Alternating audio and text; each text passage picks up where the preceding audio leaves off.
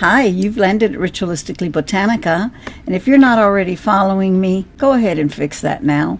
My name is Mo, I'm your host, and today you asked, how does an astrological chart actually work? Let's get into it. Let's start with defining what this is. This is the map of your birth chart, and this is a 360-degree wheel, and it's divided into 12 sections, and each section is numbered from 1 to 12. The chart itself moves counterclockwise. So when Aries is rising, it's the natural springtime rising on the horizon. Depending on the time of birth, the location of where you were born, and of course the month and day, the sky moves this way and a different sign will be rising at the horizon. So this represents the horizon. It's your ascendant. The ascendant is where you took your first breath. It colors the entire first house, and it imprints the entire map of the sky at the time that you were birthed onto your life. It's why we astrologers always ask you to know your exact time of birth, because even 15 minutes difference in the time of birth will move everything around, and you can't be sure. From the first house, we would move to the 10th house. This is the midheaven, high noon. It's your life's peak. It's actually all the goals that you have ahead of you in this life to fulfill. The next place that we look at is the 7th house, which is over here. And as you can see, the 7th house is opposite your first house. The 7th house is considered the descendant or sunset. It's the mirror of the other. It represents everything that is opposite from your first house. The next house is the 4th house, and this is midnight. It's your origin, it's your roots, it's the grave and other side of the veil. Now these 4 points, the 1st, the 10th, the 7th, and the 4th, are your cardinal houses. It's the cross that anchors your entire chart. And layered over that, we have the elements. So you can see that the astrology chart is a layered set of dynamics. When someone says, how does this work? I've been studying astrology my entire life. So I want you to imagine that this, when you're looking at it, it's flat like this, but I want you to think of it, if you could pull this up, there would be all kinds of different layers. I gave you the base layer, which is the chart, the wheel, 360 degrees, and the 12 divisions. But they're always moving. Things are always happening, right? Each of the 12 houses represents something that never changes what they represent. But what does change is the way they filter through the different constellations that are always moving counterclockwise. We've talked about one layer being the chart itself and all of the houses. The next layer are the zodiacs that are constantly moving around this wheel. The next layer on top of that are the roles each house plays, right? It's either cardinal, it's succedent, so it's building, or it's cadent, which is transforming. But then you have the elements. So your elements are fire for the first house, second house is earth, third house is air, and the 4th house is water. And that repeats itself with the 5th house is fire, the 6th house is earth, 7th house is air, 8th house is water. And then you move on to the 9th house is fire, the 10th house is earth, the 11th house is air, and the 12th house is water again. So you can see there's another layer, which is all of the elements. Now let's talk about what each house means, because the meaning of the houses, they never change. They're always the same. The first house always deals with you and your identity. The second house always deals with your resources, your sense of value, your self-worth, and your money. I always think of it of how you nourish yourself. So it's not only the food you eat, right? But it's also how you nourish your life. And one of the nourishments of life is money. The 3rd house is your mind, your communications, your neighborhood, your siblings, your early life. Your 4th house is your home, your mother, or the less dominant parent, and your roots. It's also the liminal space before you came into this world. and it's the grave that you're going to occupy when you leave this world. Your 5th house is your creativity, your children, your pleasures, the places that you take risk at. It's theater, it's creativity, it's casual love affairs. The 6th house is work, routines, and health. It's also where you have to be of service of some kind. It's small animals. The 7th house is your partnerships, your marriage, and your public mural. And it's the house of the open enemies. And why is it an open enemy? Because in it, you have projected everything that you don't find in yourself in your 1st house. So your 1st house is you and your identity. And you project out of that to others all the things that irritate you in other people, or projections of things within yourself that you despise but also crave. So that's why we call it the house of the open enemies. And we're going to get into it more when we talk about shadow work here. The 8th house is then other people's money, sex, taboos. It's actual death and transformation, and it's also your partner's money. The 9th house is where we talk about philosophy, higher education, travel, foreigners, and religion or beliefs. The 10th house is career, accomplishments, and reputation. Remember, this is what you came here to accomplish. The 11th house is community, groups, networks. So it's everything having to do with technology is in the 11th house. The 12th house is secrets, hidden enemies, institutions, the unconscious. It's called the house of the undoing. It's where you hide all of your traumas, your hurts, your jealousies, your shadow, all the things that you have agreed to believe are despicable about yourself. You hide them in here. That's why it's called the house of the hidden enemies. Think of it this way. Layers upon layers upon layers upon layers, and all of those parts are constantly moving. And then there's other things that come into play because there are daily movements of stars that interact and trigger some of these points that you were born with. Can you see the complexities? Hopefully I did a good job of being able to lay it down, but now there's more. Here is a sample chart. Now, as you can see, there are more occupants on this chart. These are all the different planets, all the different mathematical points and asteroids. These are not all of them. There's many more, but these are the ones that I'm using. So right now, just to review, the meaning of each house never changes. What changes is the zodiac signs that occupy it.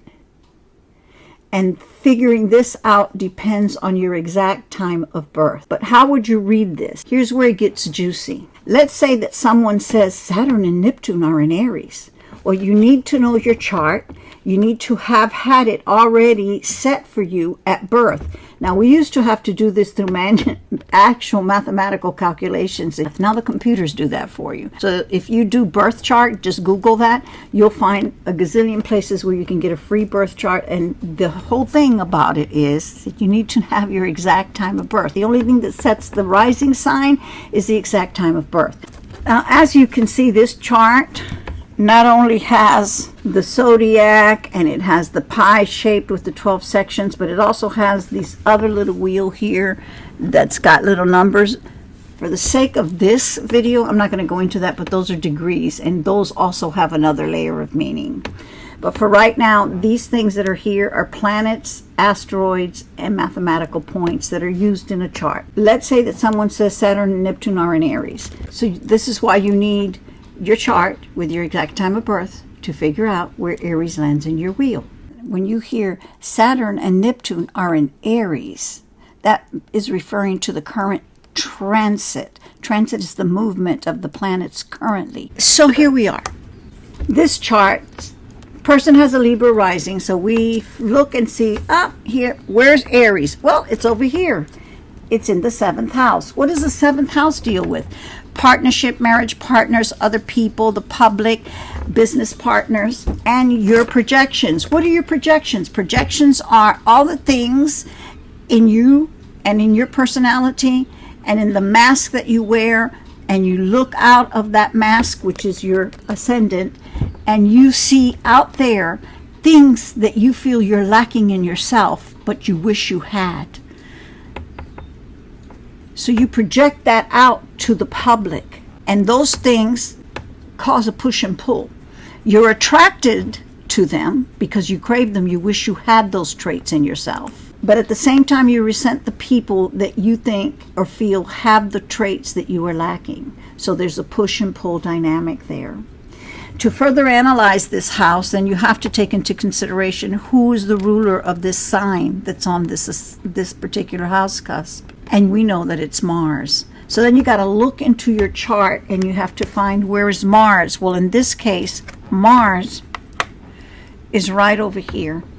And it's in the sign of Aquarius, but it's actually still in the 4th house, just about to enter the 5th house.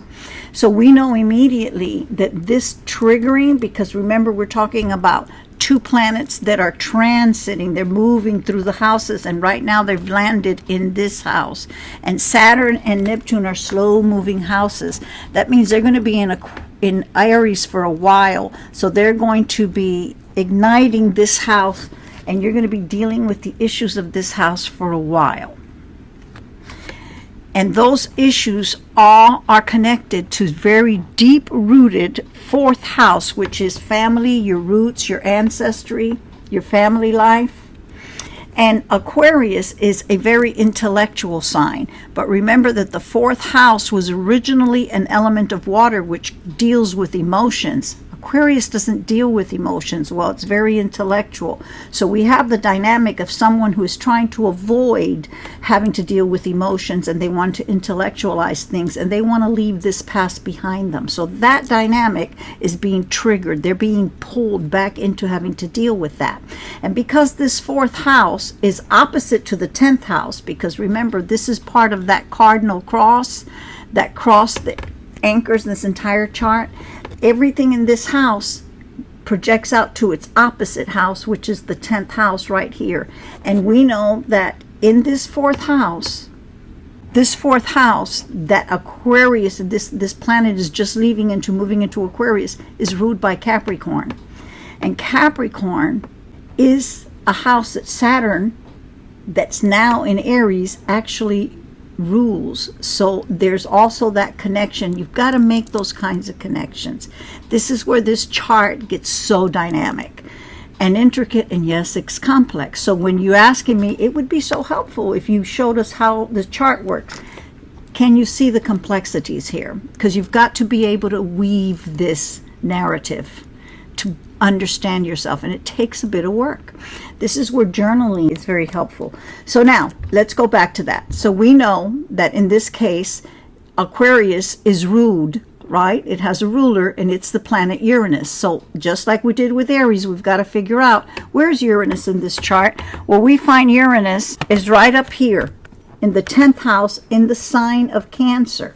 So Uranus is in Cancer, and that means that all of this frustration and all of this having to go back and deal with this stuff that you thought you had left behind, but you're being pulled back into having to deal with it. It's going to actually even affect your standing, your recognition, your career, the peaks of your life. And the inner message here is that in order to achieve and accomplish this goal that was set up for you, you have to be able to resolve these deep-rooted issues. And if you haven't been working on this on your own, well, guess what? Life decided it's time, and they have sent Saturn and Neptune basically to mess with you and push you into having to deal with it. But it doesn't end there, because now that we know that Uranus happens to be in Cancer, we also then have to figure out, well, who rules Cancer? Well, the moon rules Cancer.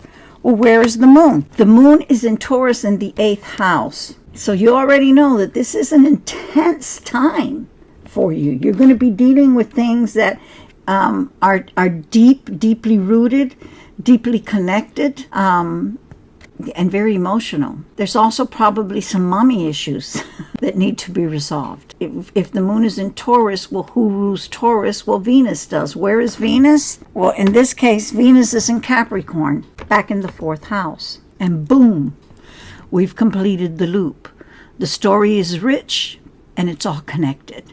Now, I'm not going to delineate the entire story. I just hope that that gives you an understanding of how this works. And this is why I love tropical Western astrology, because it's a psychological map. It helps you understand why you are the way you are, even the parts you buried, rejected, or forgot.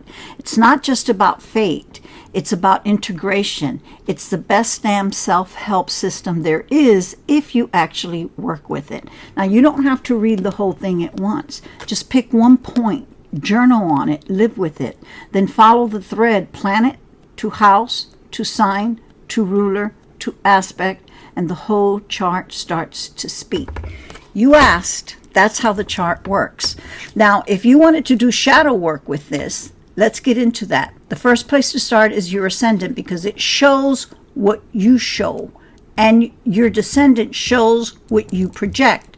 What I mean by that is we put on a mask to come out into the public, but they don't come home with us and see us at home.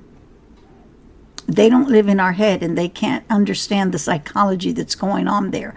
And when we look out at them with our pretty little smile, we might see something in them that upsets us on some level, maybe in levels that we don't even understand. That's because those are triggering those shadows that we have buried in our 12th house of hidden things.